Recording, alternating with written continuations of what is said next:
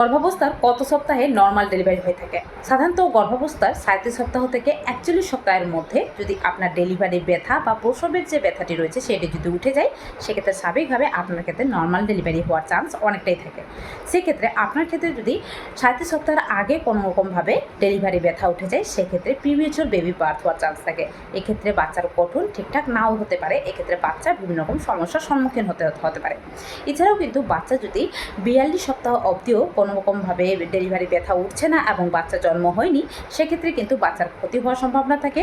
অনেক সময় কিন্তু গর্ভের মধ্যেই বাচ্চা কিন্তু নষ্ট হয়ে যায় বা বাচ্চা কিন্তু পটি খেয়ে নেয়, আরও বিভিন্ন রকম সমস্যা হয়ে থাকে। সেক্ষেত্রে অবশ্যই এই সময় অ্যালার্ট থাকুন, কোন সময় প্রসবের ব্যথা উঠছে এবং সেই সময় অবশ্যই ডাক্তারবাবুর কাছে যান। তাছাড়াও গর্ভাবস্থার এই সময়ে অবশ্যই ডাক্তারবাবুর সঙ্গে যোগাযোগ রাখুন। এই সময় কী করা উচিত, ডেলিভারি ব্যথা না উঠলে কোন কোন জিনিসগুলো মনে রাখা উচিত, সেই বিষয়ে আমার চ্যানেলে ভিডিও শেয়ার করা রয়েছে, অবশ্যই দেখে নিতে পারেন।